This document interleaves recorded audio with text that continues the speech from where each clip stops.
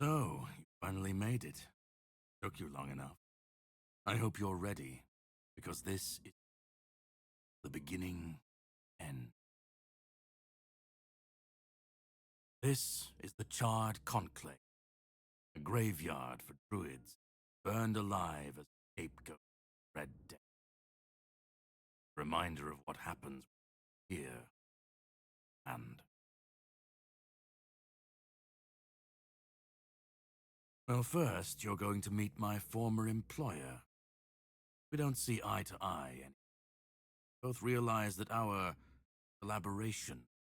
He'll try to sugarcoat the hard truths I've been telling you from the beginning, spin them differently. Why waste time here talking about it? Step from. Best if you just go forth.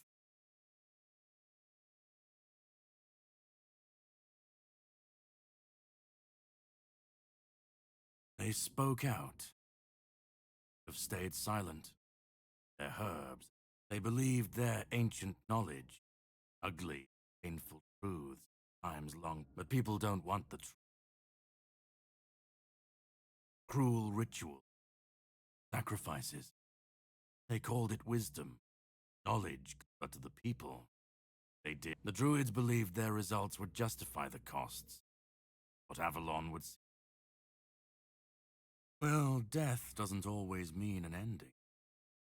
It was a sacrifice so costly, so cruel, pointless. It tore a rift, and so you're the closest you'll ever come. The Red Church and their politicians made sure of that. The druids became a convenient enemy, a way to shift the blame and tighten their grip. It's always so. To greet you. I was once where you are now. A knight, question, for answers. That search led me. And here I found my.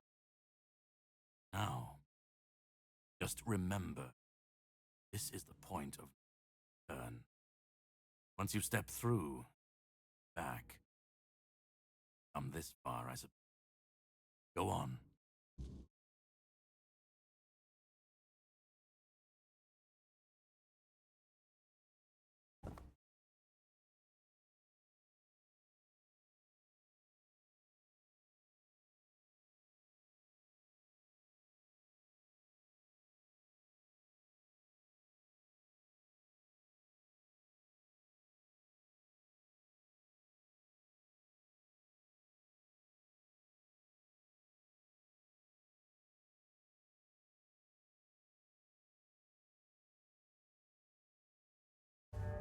At last we meet.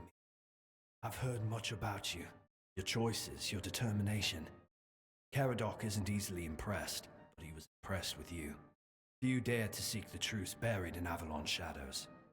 Fewer still make it this far. I was the first. Caradoc followed when my brethren burned and the tear opened. And now, here you are. Truly rare and joyful occasion. Oh, forgive my lack of manners. I am Orin, the last apprentice of Merlin, and the last archdruid of Avalon. I've carried the weight of this land's secrets longer than I care to admit. But names mean little. What matters is the task before us. What lingers here, it's older than Avalon, older than anything we know. What you see is the beginning of weirdness itself. Its purest form, raw potential, unshaped by anything but its lack of boundaries and limits. Beautiful, isn't it? Oh, precisely the opposite of what Caradoc wants. I want you to help me resurrect King Arthur, properly this time. Ridiculous, I know. But yes, that's what it boils down to. At some point, ultimately though, both our paths led. Yes, please let me explain. By the end of his life, Arthur became obsessed with his legacy. He left mementos, artifacts that embodied the virtues he will. Excalibur, a symbol of loyalty and sacrifice. The crown of Pendragon, a beacon of courage and resilience. The shield of Palamedes, wisdom and independence. But Merlin and the others didn't believe that would be enough. The memory of war and the fragility of peace was still too fresh, so they acted. When the king died, his soul wasn't allowed to move on. It was a clever solution, but ultimately flawed. You can't pick and choose with a soul. That's exactly what he did. He focused on 3 parts of Arthur: his strength, wisdom, courage. He left out 2 pieces. One, tainted by the Four Dwellers' magic, was deemed too dangerous. The other was his humanity, the most fragile part. Merlin thought compassion and doubt were weaknesses, unfit for a king. Without them, Arthur became hollow. That way, Avalon's greatest failure. They feared losing what Arthur represented more than losing Arthur himself. I tried, and I found his humanity. Here, bound, kept safe. Finding it needed more than magic. The horrors you endured on that island gave you something no one else has. You can move. That's why you found the king's soul. Bound it to yourself.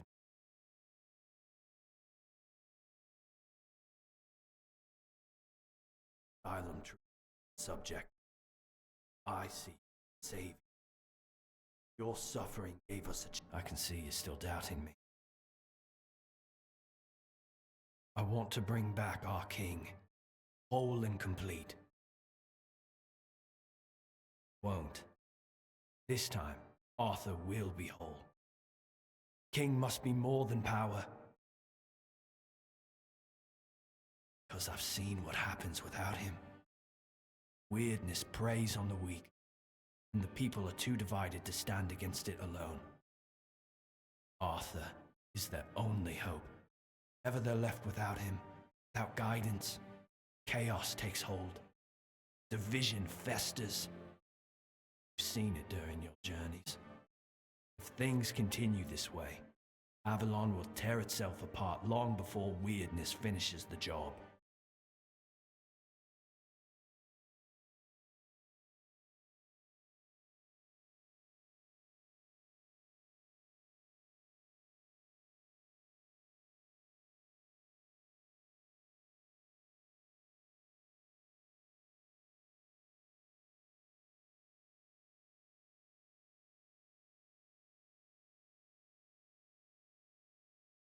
Then Avalon falls, and with it everything we fought to protect. Help me bring back, whole and complete.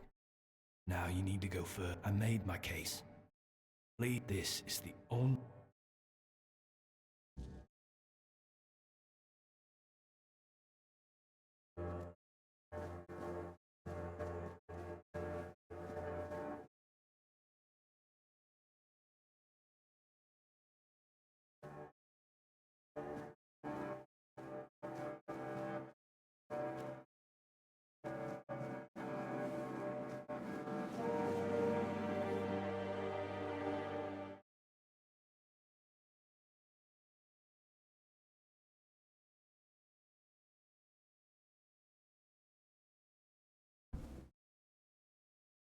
I was there when it all began.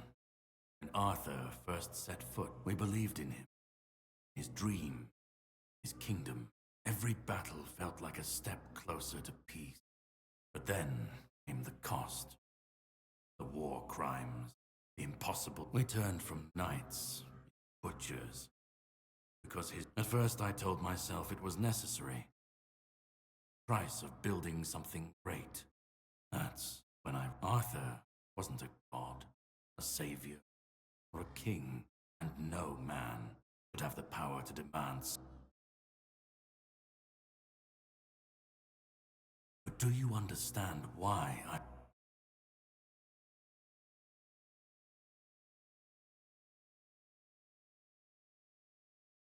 I'd I'd like to believe after 600 years You need to understand that people thought, and still think, that he was... But he wasn't.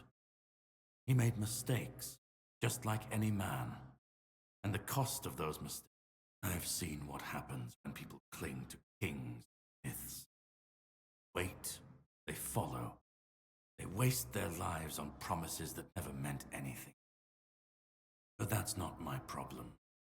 I'm not here to fix Avalon, free anyone. After, doesn't matter. Let it all burn, let it rot, let it rebuild. I won't be here to...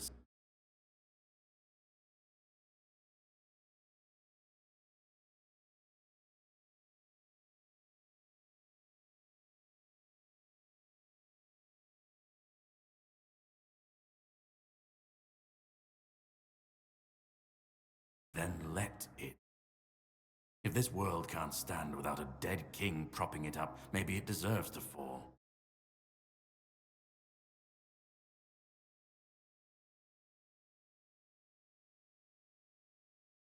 Call it chaos, call it freedom, I don't care. Let them rise. I just want to watch it all come down. See the last lie collapse, and what comes after. That's... Let them stand, let them fall. At least it won't be another king's failure. Another lie propping... Arthur's the only myth that still holds weight. When he's gone, rest, a puppet king, another empty throne. Maybe they'll keep pretending for a while. I've lived longer than any man seen more than anyone should ever bear. And I've waited centuries.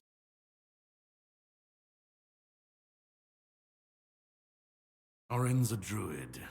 That's what they do. They believe. Even... I don't believe it's my decision to make. Not Orin's. I've watched this cycle turn too many times. I have no stake in what comes after. We were fools to tamper with forces stand, resurrecting Arthur, infusing him with powers of... just bend the natural laws. Mattered them. Such violations of nature's order cannot go unanswered. The bill comes due, sooner or later. Always. This cannot be allowed to continue. Listen, it's taken longer than I ever... But now... You've done what no one else could. What even I couldn't do. You've brought Arthur's soul back together. Almost complete. Not quite. And because of you, I can finally started century. So, thank you for bringing us to this close. Just one more step. The last fragment of Arthur's soul is... Complete what you came here. And then... we'll meet again. Go. Find the last piece. And let's end this. Whatever comes next.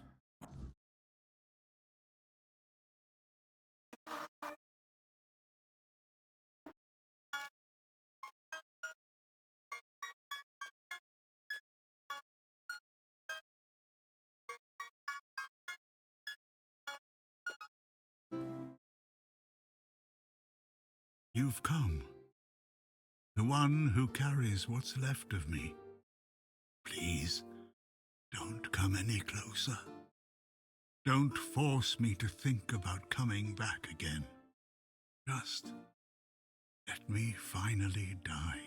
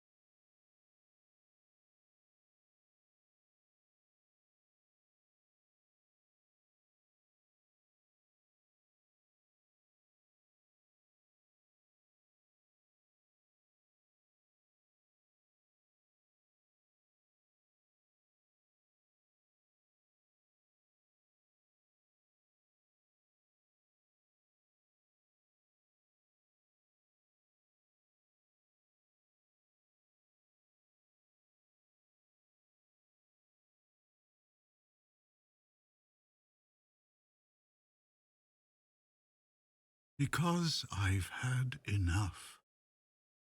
Enough of being torn apart and stitched back together. Enough of being used, shaped, and forced to be something I'm not. You know what it is like to be a king of nothing? To see the people you swore to protect suffer because of your choices. Worse, in your name. I've seen towns burnt to the ground, families destroyed, all because someone thought it would serve the greater good. And they called it loyalty. They called it justice. I've been dragged through every dream, every lie they've built around me. And I'm tired. Tired of the weight, of the expectations, all of it.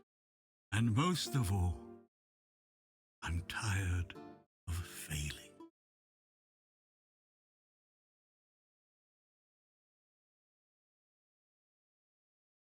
Orin wants a king, not me. He doesn't see the broken man behind the myth. But symbols aren't people. They're empty. And the more they're used, the more they hollow out. Do you know what it's like to be a weapon? To be forged? I want release. Kill me. Destroy the last piece of me and use the energy however you wish. Take it yourself and become the new king. Give it to someone else. I don't care. Just don't let me come back again. He thinks ending me will free Avalon. But what then? Without an idea, a light to guide them, they'll stumble, lose their way, and turn on each other. People always seek something to follow, something to believe in. Take that.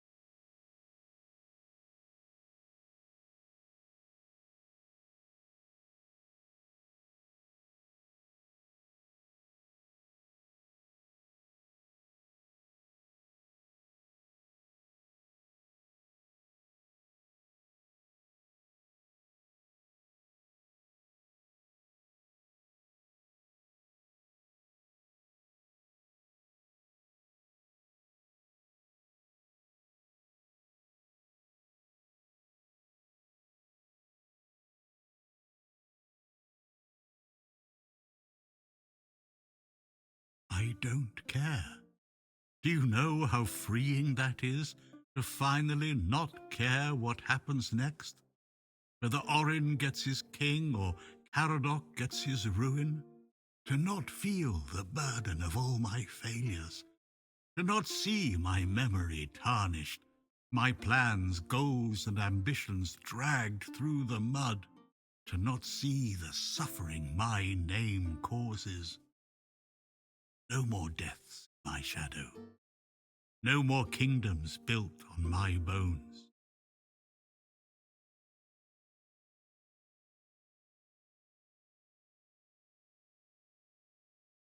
Isn't that what you've been doing all along?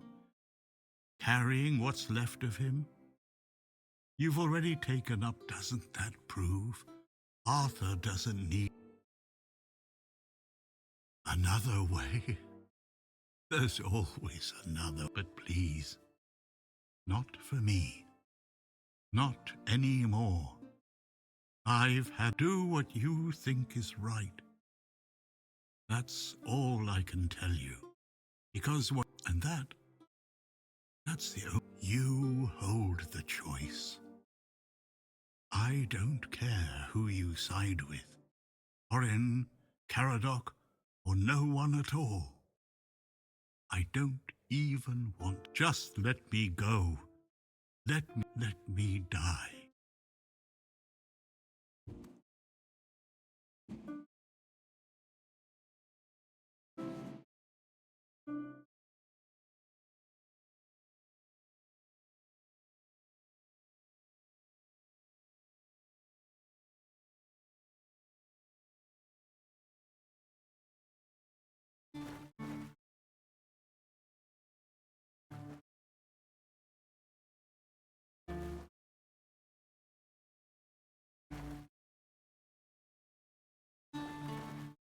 Help me bring the king back, whole and complete. Now you need to. I made my case. Please keep an. This is the only way for Avalon.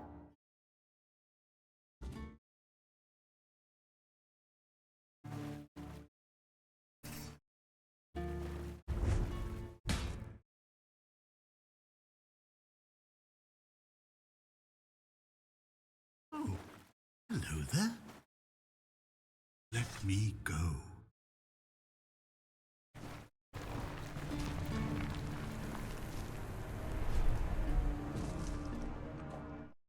You carried a dying king across the bones of a dying world. Now you stand before what started it all. An idea. I am the reason there must be an ending. I do not guide. I do not judge. I exist so that something can be chosen. I do not offer meaning. I require that one be made. You have brought all things to their conclusion. Now, decide what must remain. Choose, and let the shape of the world.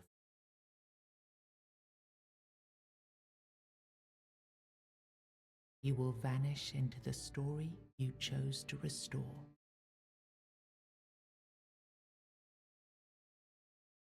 You will break the frame, and what follows will not remember you.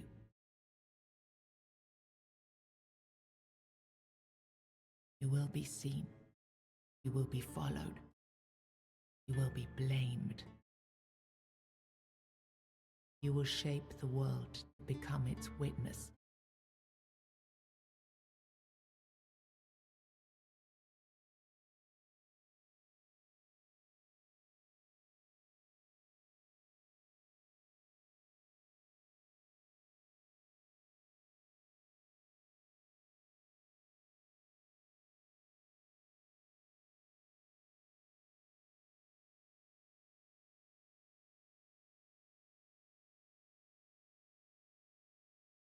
Who do you have it?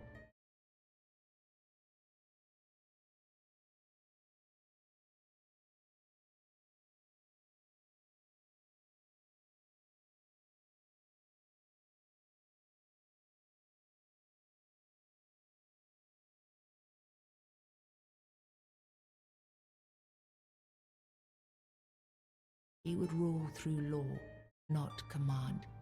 He would listen, if he understands. He would build a world with no kings. Work would shape worth. Power does not disappear. It adapts. She would lead through care and quiet faith. Reverence would rise. So would the silence around it. He would restore the order he remembers. A future drawn from the past. Stability bound to memory.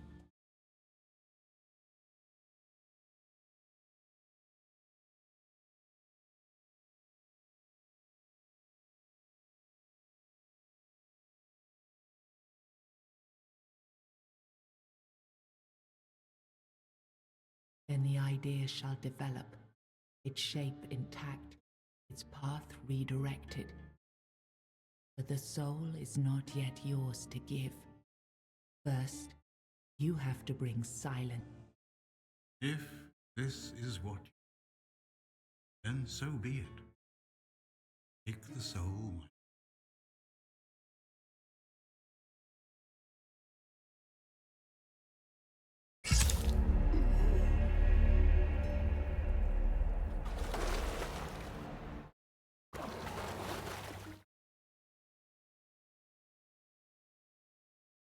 No, I won't let this happen. Not again.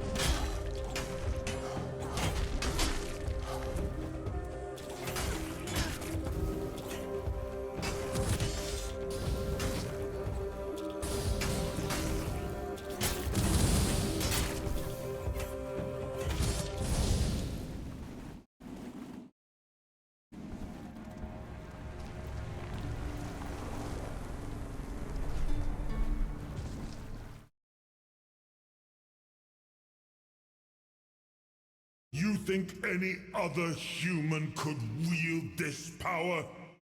I endured 600 years of pain, of suffering, of loneliness. I made the sacrifices, me!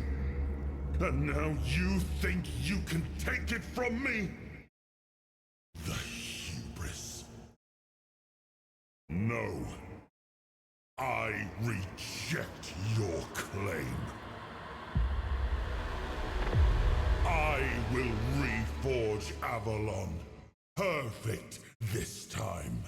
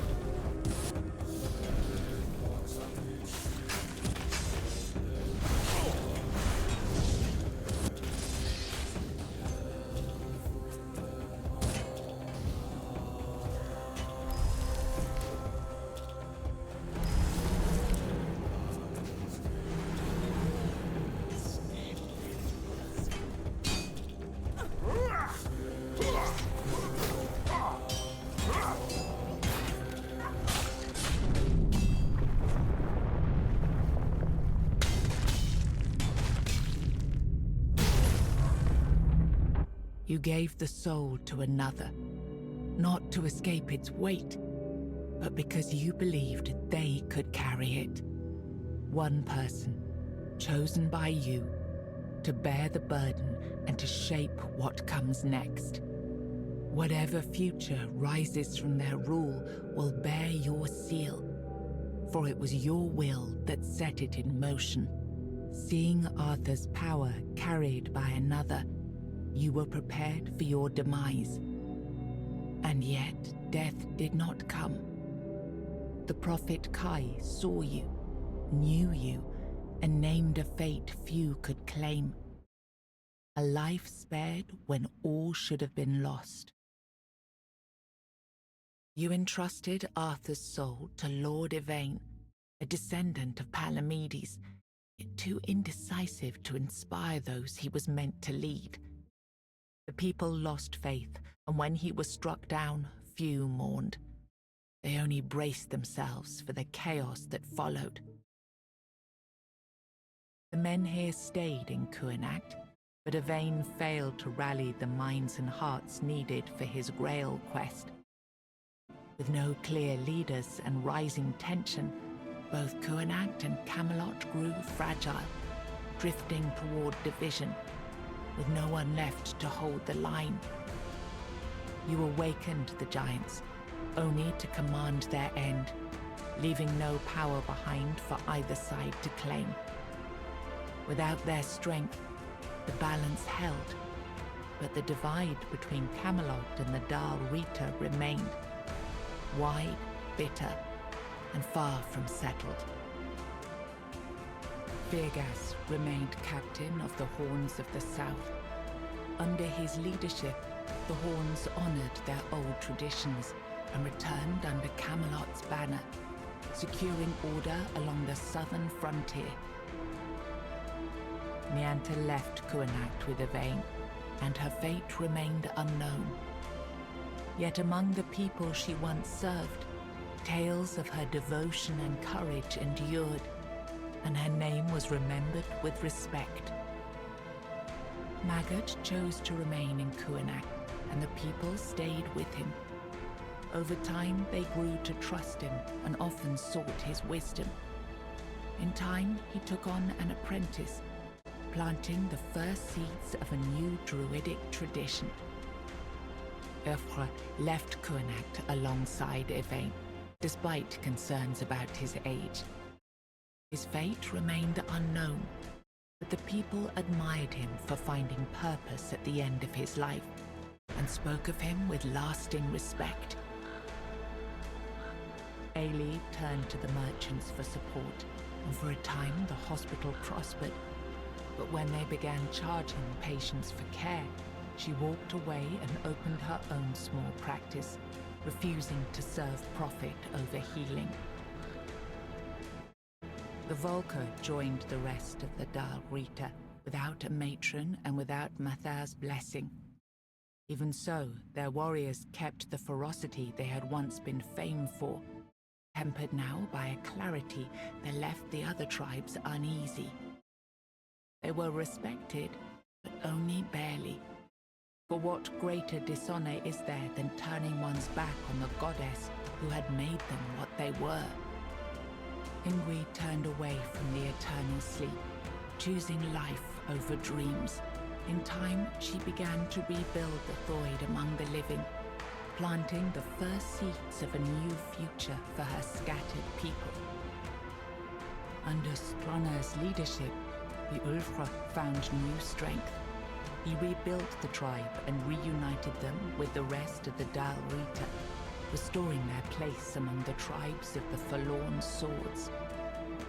Following Galerna's path, the Sven clung to the old ways, their faith sustained by the Stagfather's living presence within the unrealm of the hunt. They turned inward, shunning outsiders, and deepened their devotion to the blood-stained rites of their ancestors.